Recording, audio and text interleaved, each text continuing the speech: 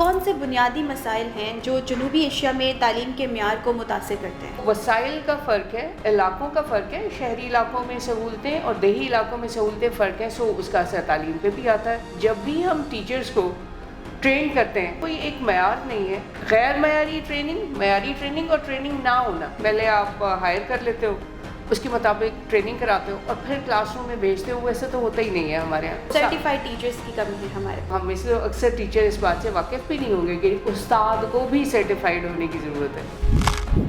ہم کہتے ہیں کہ ایجوکیشن فار آل، اس میں غربت اور معاشی ناہمواری اس کی ترقی میں رکاوٹ کیوں بن رہی ہے؟ کیونکہ موسٹلی پبلک اسکولس تو فری آف کاسٹ ہیں۔ پرائیویٹ سیکٹر میں جو آکسفورڈ کی اور کیمبرج کی چھپی ہوئی کتابیں ہیں، اس کے مقابلے میں جو گورنمنٹ کتابیں دیتی ہے بچوں کو، تو وہ تو کنٹینٹ ہی بہت فرق ہے۔ آپ تعلیم بھی یہاں پہ پیسے اور سہولتوں کے حساب سے اور وسائل کے حساب سے دے رہے ہیں۔ سرکاری اسکولوں میں آپ کے استاد کی تنخواہ بہت کم ہے، تو بہت زیادہ قابل لوگ بہت پڑھنے کے بعد سرکاری اسکولوں میں نوکری کرتے نہیں۔ بنیادی سہولیات جیسے کہ صاف پانی، واش رومز یا اسکول فرنیچر یہ موجود نہ ہو تو اس کا تعلیم پر کیا اثر پڑتا ہے؟ ایسا کیسے ہو سکتا ہے کہ 40 ڈگری گرمی ہو اور پنکھا نہ ہو یا تاریک کمرہ ہو، اندھیرا ہو، تو پھر پڑھائی کیسے ہوگی؟ سیاسی عدم استحکام اور حکومتی پالیسیوں کی غیر تسلسل تعلیم کے میدان میں کیا رکاوٹیں پیدا کری؟ کوئی پورا تھنک ٹینک ہونا چاہیے جو ایجوکیشنل پالیسی کو گورنمنٹ کی ڈائریکشنز کے مطابق جاری رکھے، اور نئی آنے والی گورنمنٹ اگر اپنی پالیسیوں میں کوئی تبدیلی لاتی ہے تو وہ اپنی ریکمنڈیشن جو ہے وہ اس تھنک ٹینک کو دے، اگر وہ ٹھیک سمجھیں تو بدل دے، اگر ٹھیک نہیں سمجھتے تو نہ بدلے۔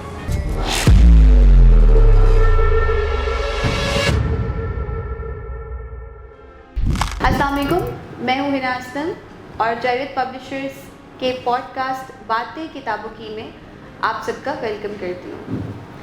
جیسے کہ آپ جانتے ہیں کہ اس پلیٹ فارم کی مدد سے ہم ڈفرینٹ ایجوکیشنسٹ کو انوائٹ کرتے ہیں تاکہ وہ اپنے علم اور فکر سے ہماری رہنمائی کر سکیں۔ آج کا ہمارا ٹاپک ایک بہت امپورٹنٹ ٹاپک ہے، اور اس ٹاپک پر بات کرنے کے لیے جو ہمارے ساتھ گیسٹ ہیں وہ بھی ایک بہت بڑی علمی شخصیت ہیں۔ تو سب سے پہلے میں آپ کو ٹاپک کے بارے میں گائیڈ کروں کہ آج ہم جس ٹاپک پر بات کریں گے وہ ہے جنوبی ایشیا میں تعلیم کا مؤثر انداز اور اس کا ظاہری فقدان کیوں نظر آتا ہے۔ اس سلسلے میں ہمارے ساتھ جو ایجوکیشنسٹ اس ٹاپک پر اس گفتگو میں شامل ہوں گی وہ ہیں مس حمیرہ بھٹو۔ مس حمیرہ بھٹو ایک رینونڈ ایجوکیشنسٹ ہیں جنہوں نے تعلیمی میدان میں 24 سال اپنی زندگی کے دیے ہیں۔ نہ صرف ایز اے ٹیچر اور ایز اے لینگویج انسٹرکٹر کام کیا ہے، بلکہ ایز اے ٹرینر اور اسکولس کو سپورٹ پرووائڈ کرنے میں بھی ان کا بہت بڑا کام ہے۔ She has worked with topmost renowned educational system like Beacon House, LACAS, LGS and University of Lahore۔ وہ خود ایم.اے.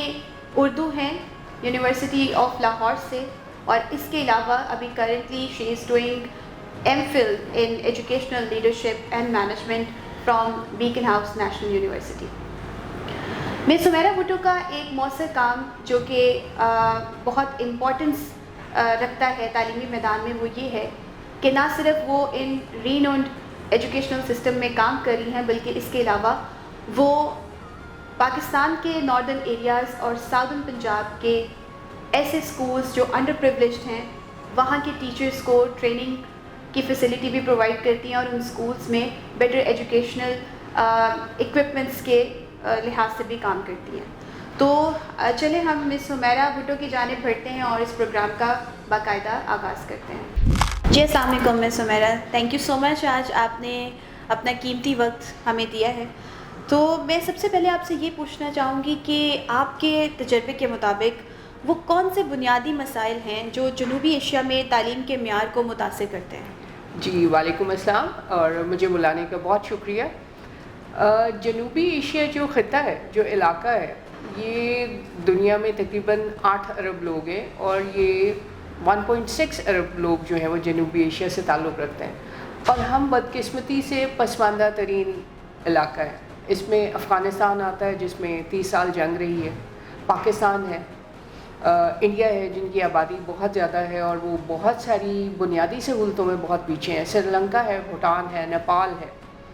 تو ہمارے مسائل جو ہیں خطے کے حساب سے بھی بہت زیادہ ہیں. آپ دیکھیے پاکستان، انڈیا اور نیپال میں دنیا کے سب سے بڑے پہاڑ بھی یہاں ہیں، یعنی زمینی حقائق بھی ہمارے مشکل ہے اسکول چلانے کے لیے اور روزی کمانے کے لیے.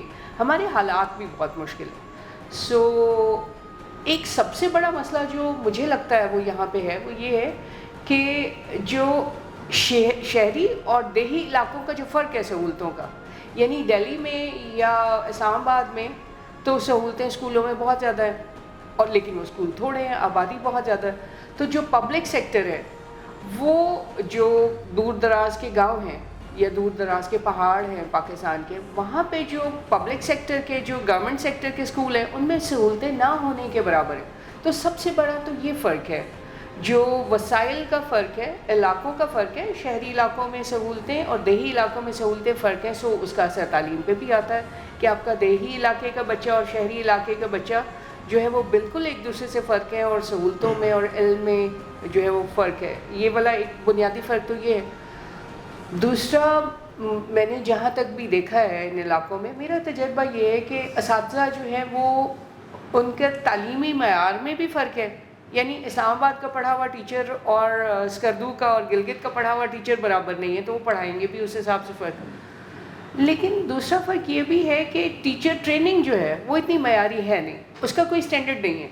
ہر کوئی اپنے حساب سے ٹریننگ دیے جا رہا ہے. اور جب بھی ہم ٹیچرز کو ٹرین کرتے ہیں، جس بھی لیول پہ ٹرین کرتے ہیں، تو ہم اس کو ٹریننگ میں ہی گنتے ہیں. کوئی ایک معیار نہیں ہے اور وہ معیار بھی نہیں ہے. دوسرا، ٹریننگ ہے ہی نہیں. غیر معیاری ٹریننگ، معیاری ٹریننگ اور ٹریننگ نہ ہونا، ملکی سطح پر ٹریننگ نہیں ہے. جی بالکل نہیں ہے. ٹیچرز کو ٹرین کر کے اسکولس میں نہیں بھیجا جاتا. جی بالکل نہیں بھیجا جاتا. ہمارے ہاں تو کوئی رواج ہی نہیں ہے جی. وہ جو پری جاب ٹریننگز ہوتی ہیں کہ پہلے آپ ہائر کر لیتے ہو، اس کے مطابق ٹریننگ کراتے ہو اور پھر کلاس روم میں بھیجتے ہو، ویسے تو ہوتا ہی نہیں ہے ہمارے یہاں. تو ہم تو سرٹیفائڈ ٹیچرز کی کمی ہے ہمارے پاس. جی بہت زیادہ شدید کمی ہے. بلکہ سرٹیفائڈ ٹیچر تو بہت بڑی ٹرم آپ نے بول دی ہے. ہم اس لیے اکثر ٹیچر اس بات سے واقف بھی نہیں ہوں گے کہ استاد کو بھی سرٹیفائڈ ہونے کی ضرورت ہے. جی بالکل. تو مس عمیرہ، غربت اور معاشی ناہمواری کی بھی آپ نے بات کی ہے، تو اس سلسلے میں غربت اور معاشی ناہمواری کس حد تک تعلیمی نظام کی ترقی میں رکاوٹ کا باعث بنتی ہے؟ یعنی کہ تعلیم تو میرے خیال سے، جیسے ہم کہتے ہیں کہ ایجوکیشن فار آل، پاکستان میں ایک ٹرم یہ یوز کی جاتی ہے، تو اس میں غربت اور معاشی ناہمواری اس کی ترقی میں رکاوٹ کیوں بن رہی ہے؟ کیونکہ موسٹلی پبلک سکولز تو فری آف کاسٹ ہیں، اور بہت سے ایسے تعلیمی ادارے ہیں جو کہ، اور بہت سی آرگنائزیشنز بھی، اسپیشلی اگر میں پاکستان کی بات کروں جنوبی ایشیا میں، تو یہاں پر میکسیمم ایسے انسٹیٹیوٹ ہیں جو فری آف کاسٹ کام کر رہے ہیں. تو پھر ہم غربت اور معاشی ناہمواری اس ترقی میں رکاوٹ کیسے؟ دیکھیے، اگر ہم پوری دنیا پہ غور کریں نا، تو جو ترقی یافتہ ملک ہے وہ ترقی یافتہ اس لیے ہیں کہ جو بنیادی سہولتیں، صحت ہے اور خوراک ہے اور تعلیم ہے اور انفراسٹرکچر ہے، جو وہ ترقی اس لیے کر گئے کہ انہوں نے سب کے لیے اس کو برابر کر دیا. لندن امریکہ میں دیکھ لیں، اگر کسی غریب کا بچہ ہے یا کسی امیر کا بچہ ہے، وہ کمیونٹی اسکول میں پڑھ رہا ہے اور اس کو ایک جیسی تعلیم مل رہی ہے. ہم جو پسماندہ ممالک ہیں، ہم پیچھے رہ ہی اسی لیے گئے ہیں کہ ہمارے ہاں سہولتیں سب کے لیے ہیں نہیں. یہ کہنے کی بات ہے، اچھا لگتا ہے سننا ایسے کہ تعلیم سب کے لیے برابر ہے، یا صحت، سرکاری ہسپتال بھی ہیں ہمارے جس میں کہتے ہیں صحت سب کے لیے برابر ہے. یہ سننا بہت اچھا لگتا ہے، لیکن آپ کو بھی پتہ ہے، مجھے بھی پتہ ہے کہ عملی طور پہ ہم پیچھے رہ ہی اسی لیے گئے ہیں کہ ہمارے ہاں غریب اور امیر میں، وسائل ہونے اور نہ ہونے میں سہولتوں کا بہت زیادہ فرق ہے. اور بدقسمتی سے ہمارے اسکولوں میں بھی یہی چل رہا ہے. اب جو آپ کی جو پرائیویٹ سیکٹر میں جو آکسفورڈ کی اور کیمبرج کی چھپی ہوئی کتابیں ہیں، جو 8-8 10-10 ہزار روپے کی کتاب ہے، اس کے مقابلے میں جو گورنمنٹ کتابیں دیتی ہے بچوں کو، تو وہ تو کانٹینٹ ہی بہت فرق ہے. تو آپ تعلیم بھی یہاں پہ آپ پیسے اور سہولتوں کے حساب سے اور وسائل کے حساب سے دے رہے ہیں. جتنی زیادہ فی آپ پے کر رہے ہیں، آپ کا بچہ اتنے معیاری اساتذہ سے، اتنے تجربہ کار اساتذہ سے اور اتنا ہی عمدہ کانٹینٹ سے جو پورے گلوب میں پڑھایا جا رہا ہے، اس پہ آپ کا بچہ پڑھ رہا ہے. سرکاری اسکولوں میں ایسا نہیں ہے بدقسمتی سے. آپ کے استاد کی تنخواہ بہت کم ہے تو بہت زیادہ قابل لوگ بہت پڑھنے کے بعد سرکاری اسکولوں میں نوکری کرتے نہیں, تو ٹیچنگ کے معیار میں فرق ہے. پھر وہاں پہ جو بچہ آتا ہے خود بخود ہم اس کو جو ہے وہ اس امیر یا بڑے علاقے کے بچے کی طرح ٹریٹ بھی نہیں کرتے ہیں. جی, تعلیم صرف کتاب کا یا ایک مواد کا نام نہیں ہے, ایک پورا رویہ ہے جو آپ انسان کے ساتھ رکھتے ہو اور اسکول میں اس کو سکھاتے ہو اور اس کو انسان بناتے ہو, اور اس کا آپ کا اس کے ساتھ رویہ جو ہے وہ اس کو تعلیم یافتہ کرتا ہے. سو ہم تو جو بیچارے چھوٹے علاقوں کے جو اسکول ہیں, چھوٹے چھوٹے اسکول ہیں اور جو معصوم بچے ہیں ہمارے گلی محلوں کے, ہم تو ان کو اس لیول کی عزت اور احترام اور پیار اور وہ کردار ہی نہیں دے رہے جو ہم بڑے علاقے کے اسکولوں کو دیتے ہیں. سو بہت بڑا مسئلہ ہے ہمارا کہ ہم جو ہے وہ وسائل کی کمی کو انسانوں پہ تول رہے ہیں. جی, جس کے پاس وسائل کم ہیں اس انسان کو کم سہولتیں ملیں گی, تعلیمی میدان میں بھی وسائل زیادہ ہیں تو ظاہر ہے اس کو سہولتیں زیادہ ملیں گی.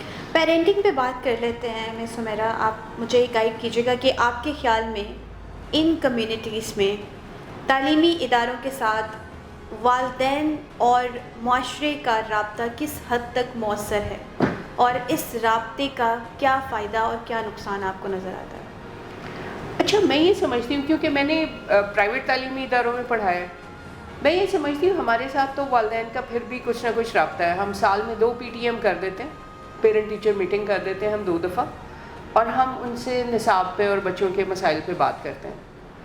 یا پھر اس کے علاوہ ہم کوئی فنکشنز کر دیتے ہیں جن میں جو ہے وہ پیرنٹس آ جاتے ہیں, اور ان میں بھی وہ ہم سے زیادہ تر سوال نہیں پوچھ سکتے.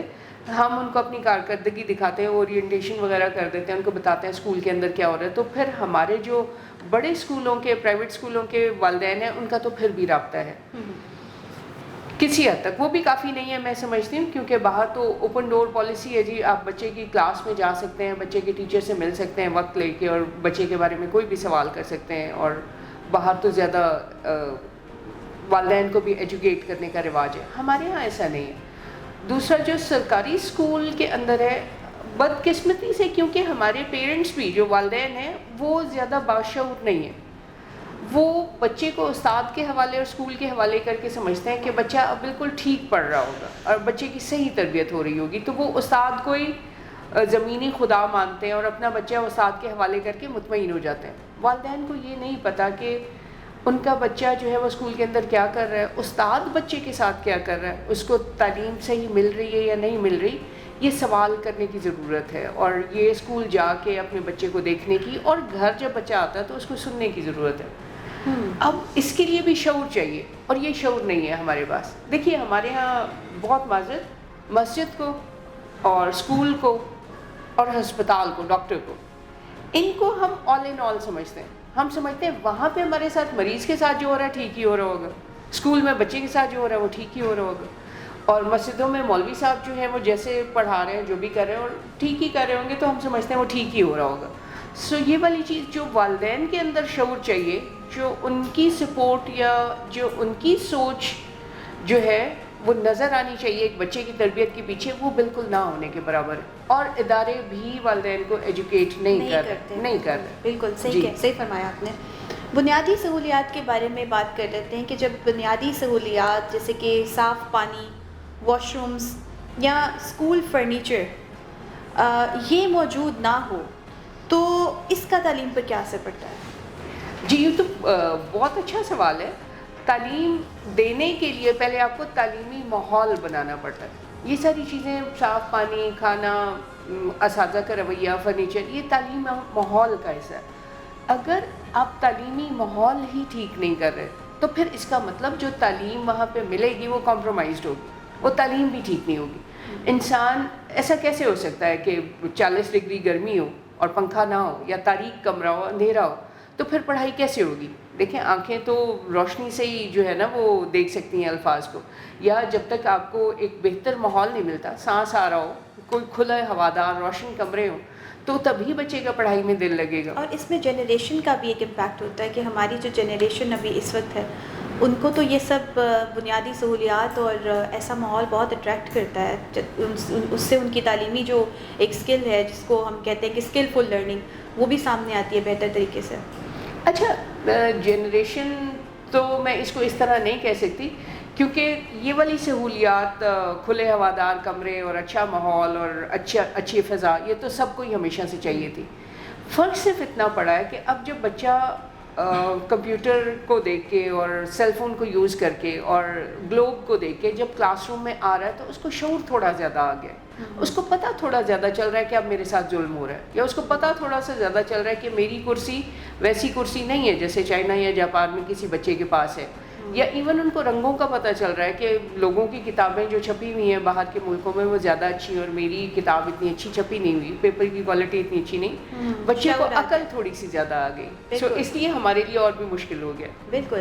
اچھا ہمیں اس بارے میں آپ گائیڈ کریں کہ اگر فرض کریں کہ یہ بنیادی سہولیات اویلیبل نہ ہوں تو اس وقت جو ہے وہ اس کا کیا حل ہونا چاہیے، اس کا سلیوشن کیا ہے؟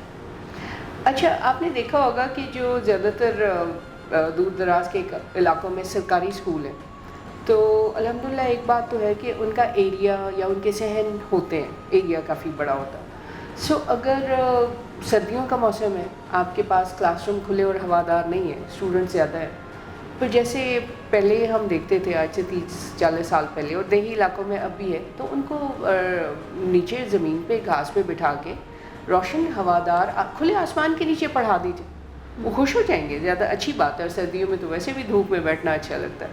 سو اچھا ایک بات تو یہ. دوسری بات یہ کہ اساتذہ کا جو رویہ ہے جی وہ اگر بچے کے ساتھ بہترین ہو جائے، اگر سیکھے سکھائے سمجھدار اساتذہ ہوں جو بچے کو اپنا بچہ یا انسان سمجھ کے وہ ان کو اندازہ ہو کہ میرے پاس کون سے وسائل نہیں ہیں اور ان کو کیسے دور کیا جا سکتا ہے. یعنی دیکھیے اگر ایک کمرے میں سہولتیں زیادہ نہیں ہیں تو اساتذہ ذرا دلچسپی لے کے ذرا پیار سے ذرا احتیاط سے پڑھا دیں، ذرا تھوڑا ہنسنے ہنسانے والا ماحول رکھ لیں، ماحول کو اچھا کر لیں، سختی کم کر دیں. تو بچہ ہے جی، بچہ تو مٹی پہ بھی بیٹھ کے پڑھ لیتا ہے، بچہ تو پہاڑ پہ بھی بیٹھ کے پڑھ لیتا ہے. میں نے دیکھا ہے، میں نے پہاڑی علاقوں میں دیکھا پتھروں پہ بیٹھ کے بھی لکھ رہے ہوتے ہیں، اور بچہ جو ہے ظاہر ہے وہ اچھی شاندار کرسی پہ بیٹھ کے بھی پڑھ لیتا ہے. اصل میں یہ زیادہ بہت امپورٹنٹ چیز یہ ہے کہ آپ کے استاد کا یا اسکول کا ماحول اور رویہ کیسا ہے، وہ ان کمیوں کو پورا کر دیتا ہے. تو ہمارے جو پہلے والے 50 سال پہلے والے جو لوگ تھے سارے، جو آپ کے لیڈرز بھی بنے ہیں، آپ کی سیلیبریٹیز بھی بنے، تو وہ انہیں ٹاٹ پہ بیٹھ کے انہیں اسکولوں میں ہی پڑھے. لیکن اساتذہ کا رویہ جو ہے وہ جی استاد کا رویہ جو ہے، بچے کو امپورٹنس دینا اور استاد کا رویہ جو ہے وہ ان سارے مسئلوں کا حل ہے جب تک آپ کے پاس وسائل کم ہے. بالکل. ان کمیونٹیز میں ٹیکنالوجی تک رسائی محدود ہونے کی وجہ سے ڈیجیٹل تعلیم میں کیا چیلنجز سامنے آتے ہیں؟ اچھا میں شاید بہت زیادہ تو اس بات پہ نہ بول سکوں، لیکن ڈیجیٹل تعلیم جو ہے وہ تو پورے پاکستان میں کمپرومائزڈ ہے. ڈیجیٹل تعلیم میں اب جتنا پیسہ انوالو ہے، جو ٹولز انوالو ہیں وہ بڑے کم اسکولوں کے پاس ہیں. اسمارٹ بورڈز ہیں، کمپیوٹرز ہیں، اور جو روبوٹکس ہیں اور لیبس ہیں، اور اب تو اے آئی جب سے آ گیا تو تب سے جو ایپس ہیں وہ ساری تو بہت کم اسکولوں کو اویلیبل ہے. پاکستان ڈیجیٹل میدان میں نہیں ترقی کر رہا اتنی جتنی اس کو کرنی چاہیے، جتنی ہمارے میں پوٹینشیل ہے. کہتے ہیں کہ ہم ڈیجیٹلی پوری دنیا سے، خاص طور پہ امریکہ سے، یورپ سے 20 سال پیچھے ہیں. تو ان کو دور دراز علاقوں میں، جیسے میں نے آپ کو پہلے بتایا تھا کہ پہاڑی علاقہ بہت زیادہ، دنیا کے سب سے اونچے پہاڑ یہاں پہ ہیں، پاکستان میں ہیں، نیپال میں ہیں، تو وہاں پہ وائی فائی پہنچانا ہی بڑا مشکل ہے. وہاں پہ سگنلز فون ایون پہنچانا بڑا مشکل ہے. تو کئی لیبس میں ایسے بھی ہوا کہ یونیورسٹی آف لاہور کی طرف سے ہی ہم نے کمپیوٹرز اور کمپیوٹر لیبس بنا دی ہوئی ہیں، لیکن وہاں پہ سگنلز نہیں ہوتے تو وہ اپلیکیبل نہیں ہے وہاں پہ. سو وہ بھی دنیا سے کٹے ایک بڑا چیلنج ہے. جی بچوں کے اسکول چھوڑنے کی شرح ان علاقوں میں زیادہ کیوں دیکھی جاتی ہے اور اس کی وجوہات کیا ہو سکتی ہے؟ جی تعلیم مہنگی ہے. تعلیم مہنگی ہے، اس کے علاوہ دور دراز علاقوں میں جو اسکول ہے، اسکول تک پہنچنا ایک بہت بڑا مسئلہ ہے. ایک بچہ جو ہے اب 3-4 چھوٹے بہن بھائیوں نے اسکول پہنچنا ہے 2 کلومیٹر کے بعد یا 4 کلومیٹر کے بعد، تو ان کو جو سواری ہے، ٹرانسپورٹیشن ہے، وہ فری نہیں ہے. ایک بچہ اکیلا جائے گا، 2 بہن بھائی ساتھ چلے جائیں گے 2-4 کلومیٹر، پھر وہ بس پکڑیں گے یا کسی اور ذریعے سے جائیں گے، وہاں آنا جانا بہت مشکل ہے. پہلے تو اسکول میں پہنچنا ہی بڑا مشکل ہے. پھر اس کے بعد جو ہے وہ جو تعلیمی نظام اتنا کوئی مشکل ہے اور جو ہمارے چھوٹے علاقوں کے لوگ ہیں ان کو کوئی اتنا زیادہ اس کا فائدہ بھی نہیں نظر آ رہا، کیونکہ آپ اسکولوں میں کنونشنل تعلیم دے رہے ہیں، کتابیں پڑھا رہے ہیں، اسکلز نہیں دے رہے. تو بچہ ایک اسکول جاتا ہے جی جو میٹرک کرتا ہے تو وہ تقریباً 12 سال بعد میٹرک کر کے نکلتا ہے، تو تب وہ شاید کچھ کمانے یا بات کرنے کے قابل ہوتا ہے بیسک میٹرک تک ہی. سو یہ غریب لوگوں کے لیے بڑا مشکل ہے کہ 10-12 سال نکال کے انتظار کریں اور اسکل کا ویٹ کریں. جبکہ آپ جو ہے یہاں پہ لوگ 6-8 سال کی عمر میں کسی ورک شاپ پہ یا کہیں پہ بھی بچے کو بھیج دیتے ہیں، بچہ 200 روپے روز کمانا شروع کر دیتا ہے، 8 سال کا بچہ، 10 سال کا بچہ. سو جب تک تعلیم میں سہولتیں نہیں دی جائیں گی، جب تک تعلیم کا فائدہ نہیں نظر آئے گا، جب تک تعلیم کے فائنینشیل فائدے جو ہے وہ غریب لوگوں کو نہیں نظر آئیں گے، یا ان کو اسکول میں کم از کم مفت کھانا نہیں بچے کو مل جائے گا، تب تک یہ جو ٹرن اوور ہے بچوں کا اسکول سے وہ ان غریب علاقوں میں زیادہ ہی رہے گا. سیاسی عدم استحکام اور حکومتی پالیسیوں کی غیر تسلسل تعلیم کے میدان میں کیا رکاوٹیں پیدا کر رہی ہیں، اور ان کے بارے میں بھی کچھ ہمیں سلیوشن گائیڈ کریں تاکہ ہم جو ہے اس پلیٹ فارم کی مدد سے اس کو آگے پرووائڈ کر سکیں. اچھا، ذاتی طور پہ نا میں نے بڑی حکومتیں بدلتے ہوئے دیکھی ہیں. میں تھوڑا بہت خبروں کو اور سیاست کو بھی سنتی رہتی ہوں، اور میں استاد ہوں، میں پاکستانی ہوں اور استاد ہوں، اور اس کے بعد سیاست سے میرا کہیں کوئی تھوڑا بہت تعلق ہے. مجھے ایک بات سمجھ نہیں آتی، آپ اپنی ایجوکیشن پالیسی بنا دیجئے 5 سال کی، بن جاتی ہے، گورنمنٹ رہے یا نہ رہے، گورنمنٹ بدل جائے، آپ کی وہ ایجوکیشن پالیسی چلتی رہنی چاہیے، کیونکہ وہ تو پاکستان کے مطابق ہے، اس کا تسلسل قائم ہونا چاہیے. جی، کیونکہ اس کا کسی سیاسی پارٹی سے تو کوئی تعلق نہیں. میں نہیں سمجھتی کوئی بھی سیاسی پارٹی چاہتی ہے کہ پاکستانی شہری نہ پڑھیں اور اچھا نہ پڑھیں. یہ جو اتنے اسکول کھلے ہوئے ہیں اور اتنے جو ٹیچرز ہائر کیے ہوئے ہیں اور ان کی اصلاح کے لیے ہر گورنمنٹ ہی کام کرتی ہے. سو میرا خیال ہے کہ ایجوکیشن کو سیاست سے علیحدہ ہونا چاہیے. وہ ایک پورا تھنک ٹینک ہونا چاہیے جو ایجوکیشنل پالیسی کو گورنمنٹ کی ڈائریکشنز کے مطابق جاری رکھے. اور نئی آنے والی گورنمنٹ اگر اپنی پالیسیوں میں کوئی تبدیلی لاتی ہے تو وہ اپنی ریکمنڈیشن جو ہے وہ اس تھنک ٹینک کو دے. اگر وہ ٹھیک سمجھیں تو بدل دیں، اگر ٹھیک نہیں سمجھتے تو نہ بدلیں. لیکن سیاست کو تعلیم کے ساتھ جوڑے رکھنا، وزیر تعلیم کو ایک سیاسی نمائندہ ہونا اور اپنی جماعت کا سیاسی نمائندہ ہونا بالکل ضروری نہیں ہے، اس کو پاکستان کا نمائندہ ہونا چاہیے. جی بالکل صحیح فرمایا آپ نے. کم تربیت یافتہ یا غیر تربیت یافتہ اساتذہ کی موجودگی میں تعلیمی معیار پر کس حد تک اثر ہو سکتا ہے؟ Very dangerous question. جی بالکل ایسے ہی ہے، اور اساتذہ کے خلاف بولتے ہوئے بھی ڈر لگتا ہے جی بڑا.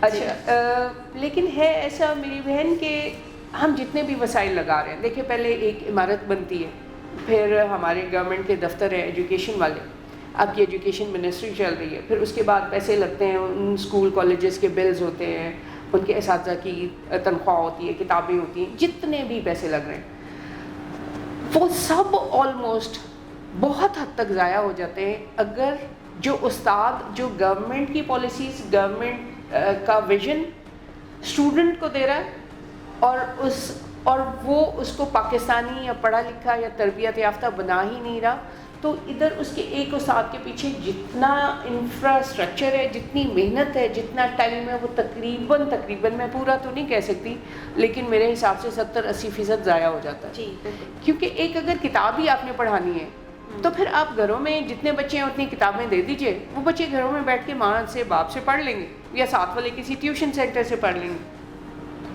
اگر آپ کے استاد تربیت یافتہ نہیں ہے، دیکھو نصاب کے 2 حصے ہوتے ہیں، ایک وہ کتاب، دوسرا حصہ جو بچے کے ہاتھ میں، دوسرا وہ فلسفہ اور وہ بلیف سسٹم جو استاد لے کے کلاس روم میں کھڑا ہوتا ہے کہ میں نے اپنے اسٹوڈنٹ کو بنانا کیا. یہ نصاب کا سب سے ضروری حصہ یہ.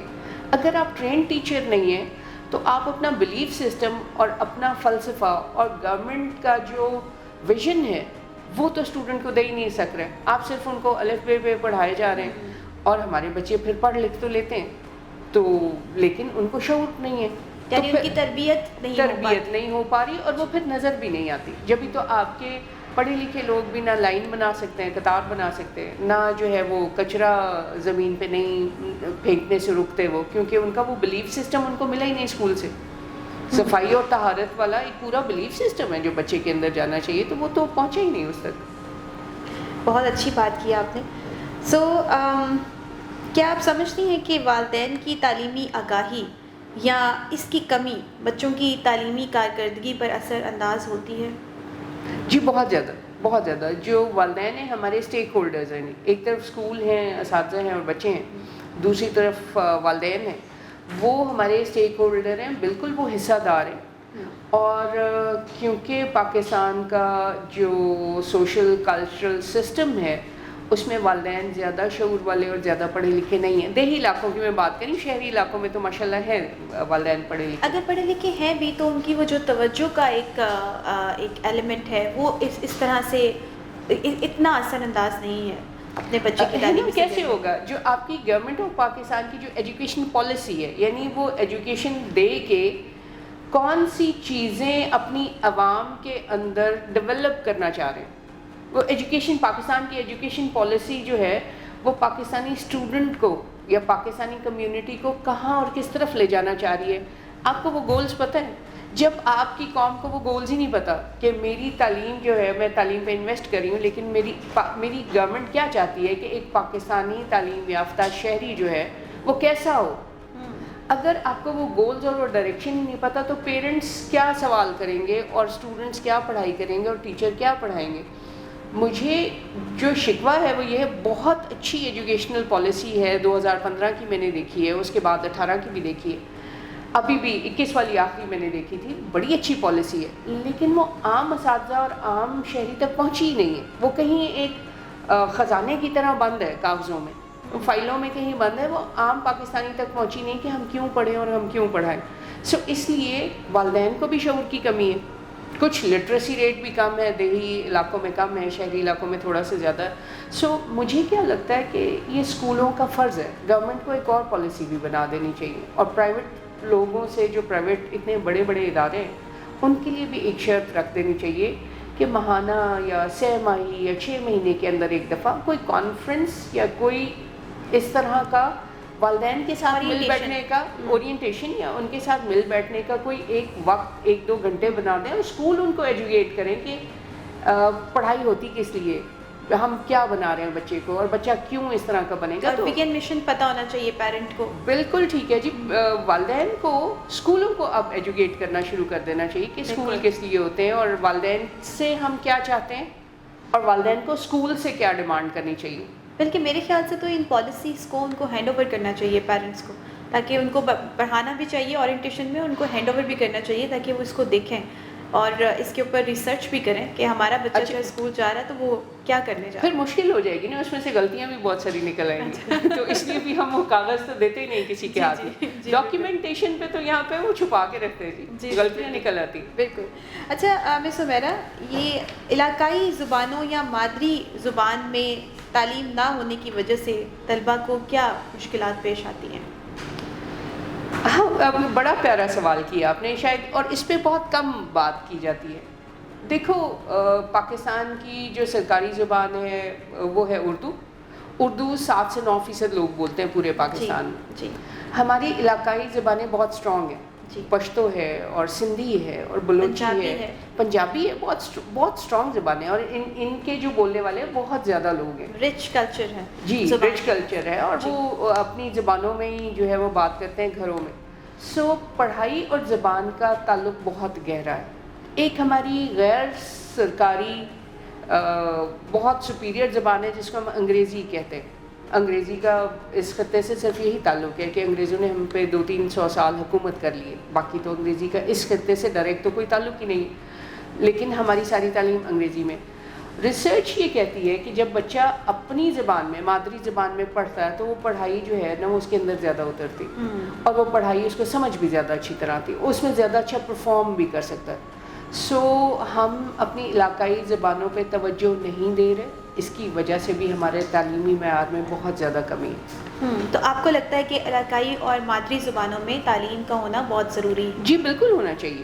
اور جس طرح یہ ٹیسٹ بنا دیتے ہیں ضرور کریں، لیکن پھر جو گورنمنٹ لیول پہ اگر میٹرک پاس کرنے کے بعد ایک لینگویج ٹیسٹ لینا ہے تو آپ اس میں بے شک اردو اور انگلش بھی رکھ دیں کہ ان کا ٹیسٹ بھی پاس کرنا ضروری ہے تاکہ وہ لوگ یہ زبانیں بھی پڑھ لیں. لیکن ان کی تعلیم تو ان کی مادری زبانوں میں ہونی چاہیے. میرا خیال ہے صوبوں کو آزادی ہونی چاہیے کہ وہ سندھی سلیبس پڑھائیں، وہ اپنے بلوچی سلیبس پڑھائیں، بایو کو ٹرانسلیٹ کریں اور پڑھائیں, اور پھر اس کے بعد بچے کا ٹیسٹ لے لیں آپ جس بھی زبان میں لینا چاہتے ہیں. تعلیم میں اسکلز کی کمی کس شکل میں سامنے آتی ہے؟ یعنی کہ آج کل جو ہمارے اسکولس ہیں اور ہم جو ہے وہ مہارتوں پہ بات کرتے ہیں کہ اسکلز ہونی چاہیے, 21st سینچری اسکلز کی بات کرتے ہیں, تو آپ کو کیا لگتا ہے کہ یہ کورس میں ہمیں نظر آنی چاہیے, کریکولم میں, ٹیچرس کے اپروچز میں, یا بچوں کے اسکلز ہمیں کہاں پر مطلب تعلیم میں ایڈ کرنی چاہیے, اور ان کی کمی آپ کو کہاں نظر آ رہی ہے, اور اس کا سلوشن بھی بتا دیجیے گا. اچھا, اس میں نا آپ کو بہت مزے کی بات بتاؤں, جو گورنمنٹ اسکولوں میں ہمارے 70-80% تو اسکول گورنمنٹ اسکول ہیں, تو زیادہ تر لوگ تو وہیں پڑھ رہے ہیں. وہاں پہ ہیں ہوم اکنامکس ہے, فائن آرٹس ہے, وہاں پہ کتابوں میں اسکل ہے. لیکن میں نے جتنا بھی نارتھ میں دیکھا ہے یا ساؤتھ میں جتنا دیکھا ہے, تو جب وہ بٹن لگانے سے لے کے ہوم اکنامکس میں آرٹ, کوئی تصویر بنانے سے لے کے پھر کوئی جو ہے وہ کوئی اور مشین یا سادہ لیور بنانے سے لے کے, وہ جتنی بھی چیزیں کتابوں میں ہیں کہ یہ ہاتھ سے کرنی ہے اسٹوڈنٹ نے, وہ والے دن میں اسٹوڈنٹ بھی فارغ ہوتے ہیں, ٹیچر بھی فارغ ہوتے ہیں. وہ ان کو کہتے ہیں, ٹیچر ایک دن پہلے بتا دیتے ہیں ہوم اکنامکس کے ٹیچر کے, ایک رومال بنانا ہے اور اس پہ 3-4 پھول بنانے, کڑھائی کرنی ہے اس کے لیے, جو کہ ہمارے علاقوں میں کام آتا ہے. تو پہلے ہی بچے کو کہہ دیتے ہیں کہ اپنی امی سے بنوا کے لے آنا. اچھا. اور جو ہے وہ پھر وہ بچیاں یا بچے اچھا بچوں سے کڑھائی نہیں کرواتے, مجھے نہیں پتا کیوں نہیں کرواتے, اس کی کوئی وجہ مجھے تو سمجھ نہیں آئی. تو لڑکے تو کڑھائی کرنے میں بے عزتی سمجھتے ہیں, تو جو لڑکیاں ہیں وہ اپنے گھر والوں سے وہ پھول اور وہ پتے بنوا کے لے آتی ہیں, پھر وہ نمبر لگ جاتے ہیں اور بچی وہ پاس کر جاتی ہے. یعنی کہ پریکٹیکل لرننگ ہمارے یہاں نہیں ہے, تھیوریٹیکل لرننگ. جی, جیسے بایو میں جب وہ پریکٹیکل بک بنتی ہے تو وہ تو بکتی ہیں آپ کی ادھر بنی بنائی. 200 پہلے ریٹ تھا, ابھی مجھے 4-5 سال سے پتہ نہیں, پہلے 200 روپے میں آپ کو وہ بنی بنائی پریکٹیکل کاپی مل جاتی تھی, آپ اس کو پریزنٹ کر دیتے تھے, آپ کے نمبر لگ جاتے تھے. سو جب ہم قوم کو ہاتھ سے کام کرنا سکھا ہی نہیں رہے, تو وہ ہاتھ سے کام کرنا آتا بھی نہیں ان کو. اب یہ جو آپ کے فن ہے, ہنر ہے, مٹی کے برتن بنانا اور کڑھائیاں کرنا, یہ تو اب آپ کے چھوٹے علاقوں سے بھی غائب ہو گیا. اور یہ تو بہت ایک طرح سے چیلنجنگ کہ ایک ڈومیسٹک کلچر پہ بڑی ایک چیلنج کی بات ہے. بالکل ایسے ہی, بالکل ایسے ہی. ہنر ختم ہوتا جا رہا ہے آپ. جب ہنر ختم ہو جائے گا تو کلچر بھی ختم ہو جائے گا. جی بالکل. اور اس کے بعد جی اس کے بعد کمائی بھی ختم ہو جائے گی عام گھروں کی, اور آپ صرف افسر بنانا چاہیں گے. اب 100 میں سے 100 لوگ تو جس بھی اسکول میں ہوں, چاہے بڑے اسکولوں میں, افسر تو وہ نہیں بنتے بیٹا, اور جابس کی تو ویسے بھی کمی. بالکل صحیح فرمایا آپ نے. سو میرا آخری سوال آپ سے, دیہی اور شہری تعلیمی سہولیات میں کس حد تک فرق موجود ہے, اور یہ طلبہ کے سیکھنے کے عمل کو کیسے متاثر کرتا ہے؟ یعنی کہ گاؤں اور شہروں میں تعلیمی فرق کو تھوڑا سا ایکسپلین کر دیں. آپ نے پہلے بھی کیا ہے, ذرا دوبارہ. اچھا, اس کے لیے نا آپ چھوٹا سا ٹیسٹ لگا لیں. آپ یوں کریں کہ لاہور میں انارکلی بازار چلے جائیں, ریگل چوک پہ چلے جائیں آپ اور چوک میں 1 گھنٹہ بیٹھ جائیں اور لوگوں کو صرف دیکھنا شروع کر دیں. جو 18, 20, 22, 25 سال کے نوجوان ہیں, آپ ان کو دیکھنا شروع کر دیں. یہ اس والے سوال کا جواب آپ کو نیکڈ آئی سے وہاں بیٹھنے سے ہی پتہ چل جائے گا. آپ کو پتہ چل جائے گا کون سا لڑکا لڑکی چھوٹے علاقے سے, کون سا جو ہے وہ کسی بڑے شہری علاقے کا پڑھا ہوا ہے, اسکول کا پڑھا ہوا ہے, کون سا بچہ جو ہے شہری اسکول کا پڑھا ہوا ہے اور وہ درمیانے درجے کا اسکول ہے.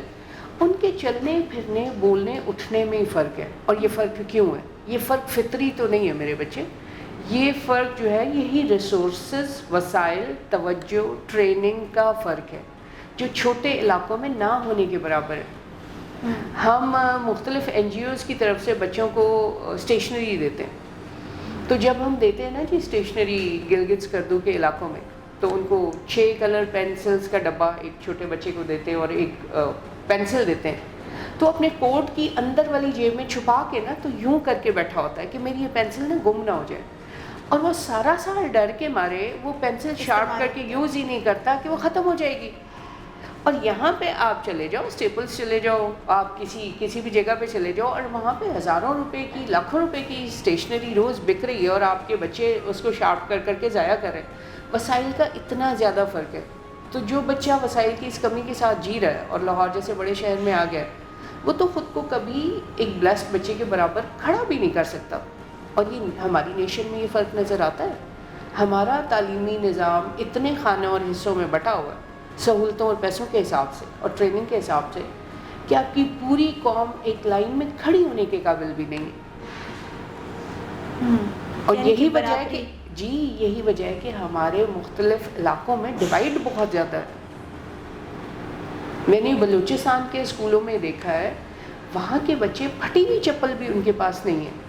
یہاں کے آپ مال روڈ کے یا آپ جو ہے گلبرگ کے کسی اسکول میں چلے جائیں, وہ بچہ پتہ نہیں ذہانت میں شاید ہو سکتا ہے ان سے بہت آگے ہو, لیکن آپ سمجھتی ہیں کہ وہ گلبرگ کے کسی اسکول کے بچے کے ساتھ کھڑے ہونے کے بھی قابل ہے. بات کرنا یا ڈبیٹ کرانا تو ایک اور بات ہے. سو آپ نے وسائل کی کمی کو اور ان علاقوں کی محرومیوں کو مجرمانہ حد تک بڑھا دیا. یہ کرمنل ہے. یہ اب ڈیوائیڈ اور یہ جو فرق ہے نا جی, یہ انسانی بھی نہیں رہا, یہ بہت گیپ بڑھ گیا ہے. اس کو کم کرنے کی ضرورت ہے, اور اس میں گورنمنٹ ہی کچھ کرے تو کر سکتی ہے. این جی اوز تو بڑا تھوڑا سے لیول پہ کام کرتی ہیں. تھینک یو سو مچ مس حمیرہ بھٹو. آج آپ نے ہمیں ہماری ایک طرح سے نہ صرف اپنے ایکسپیرینسز کو شیئر کیا ہے, بلکہ استاد ہونے کی حیثیت سے اور معاشرے کا حصہ ہونے کی حیثیت سے آپ نے ہماری آنکھیں بھی کھولی ہیں کہ ہمیں اپنی انفرادی طور پر اپنی رسپانسبلٹیز کو کس طرح سے دیکھنا چاہیے, اور اس کو اپنے نیشنل لیول پر اور گلوبل لیول پر اس کو کس طرح سے پریزنٹ کرنا چاہیے. تو بہت شکریہ. آخری دفعہ آپ کچھ میسج دینا چاہیں ہماری آڈینس کو, تو we would like to share some of the message جو ہماری پاکستان کے بچے یعنی اساتذہ یا پھر تعلیمی میدان سے جڑے ہوئے لوگ جو ہے اس کے اوپر عمل کر سکیں. جی بہت مہربانی. ذاتی طور پہ میں یہ سمجھتی ہوں کہ ہمارے طلباء جو ہیں وہ معصوم ہیں, کم علم ہے, ان کے ہاتھ میں تو زیادہ تر کچھ ہے نہیں, وہ تو بڑوں کے ہاتھ میں. پیرنٹس جو ہیں ان کے پاس وسائل ہیں لیکن ان کو استعمال کرنا نہیں آتا. ذاتی طور پہ مجھے لگتا ہے کہ اس صورتحال میں اساتذہ پہ ذمہ داری بہت زیادہ بڑھ جاتی ہے.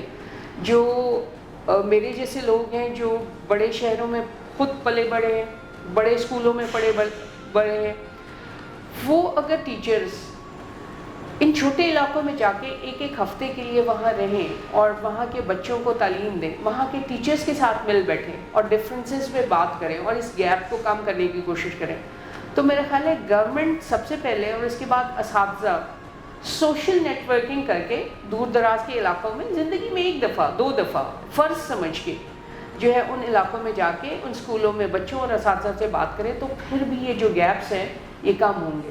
اور پھر بھی جو ہے وہ چھوٹے علاقوں کے وہ ٹیچر جو انجان ہیں, وہ جو جانتے نہیں ہیں دنیا میں کیا کیا ہو رہا ہے, ہم ان کو شعور دے کے ان کو زیادہ بہتر ٹیچر بنا سکتے ہیں. تو اساتذہ کو ایک اسٹرانگ کمیونٹی بن کے اپنے ملک کے لیے تھوڑا بے غرضی سے کام کرنے کی ضرورت ہے.